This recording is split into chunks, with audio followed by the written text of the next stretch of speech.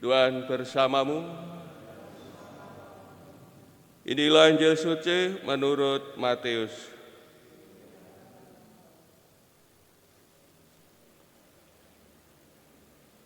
Dalam khotbah di bukit, Yesus berkata, "Kalian telah mendengar bahwa disabdakan, kasihilah sesamamu manusia dan bencilah musuhmu. Tetapi aku berkata kepadamu, kasihilah musuh-musuhmu, berdoalah bagi mereka yang menganiaya kalian, karena dengan demikian kalian menjadi anak-anak Bapamu di surga. Sebab Ia membuat mataharinya terbit bagi orang yang jahat dan juga bagi orang yang baik. Hujan pun diturunkannya bagi orang yang benar dan juga bagi orang yang tidak benar. Apabila kalian mengasihi orang yang mengasihi kalian, apakah upahmu? Bukankah pemungut cukai juga berbuat demikian? Dan apabila kalian hanya memberi salam kepada saudaramu saja, apakah lebihnya dari perbuatan orang lain? Bukankah orang yang tidak mengenal Allah pun berbuat demikian? Karena itu, kalian harus sempurna, sebagaimana Bapamu di surga sempurna adanya." Demikianlah sabda Tuhan.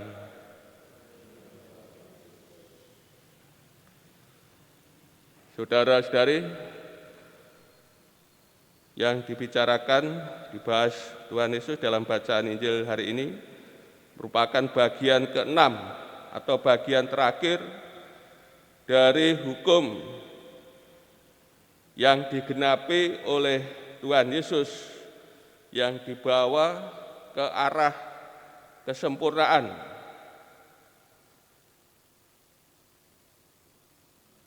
Kasihilah sesamamu manusia dan bencilah musuhmu. Perintah mengasihi sesama ini ada dalam kitab Imamat bab 19 ayat 18. Sesama di sini terbatas atau dipagari, yaitu orang-orang sesama orang Israel atau orang asing yang hidup bersama mereka.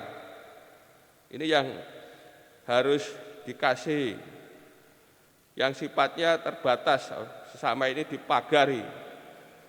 Oleh Tuhan Yesus dibuka luas, ya, lebar, tanpa batas. Sesama ya siapa saja, termasuk musuh-musuh.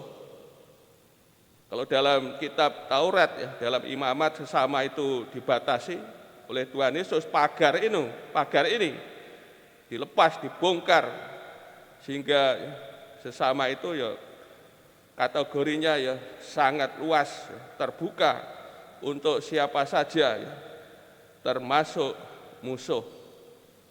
Memang tidak kita ketemukan ya perintah untuk membenci musuh ya, dalam kitab suci kita. Membenci musuh ini disimpulkan dari pandangan orang di luar kelompoknya atau komunitas perjanjian. Orang Yahudi harus setia ya terhadap anggota komunitas perjanjian. Di luar itu tidak. Namun bagi Tuhan Yesus, cara penafsiran hukum yang demikian ya sudah tidak memadai. Maka orang harus baik terhadap anggota komunitas perjanjian ataupun di luar komunitas perjanjian. Maka yang diajarkan oleh Tuhan Yesus. Tapi aku berkata kepadamu, kasihilah musuh-musuhmu dan berdoalah bagi mereka yang menganiaya kalian. Mengasihi musuh bukan menjadikan musuh sebagai sahabat. Di sini bukan perasaan cinta atau persahabatan, namun kasih ya, tanpa pamrih. Kasih itu harus dinyatakan dalam perilaku jemaat yang baik kepada musuh-musuh. Hal pertama yang harus dilakukan jemaat terhadap musuh yaitu berdoa bagi mereka. Contohnya ya, memohonkan pengampunan bagi mereka. Hal ini seperti dilakukan oleh Tuhan Yesus Kristus sendiri ketika bergantung di salib, memohonkan pengampunan bagi mereka yang menganiaya Tuhan Yesus. Atau juga dilakukan oleh Santo Stefanus ketika ia dilempari batu ya.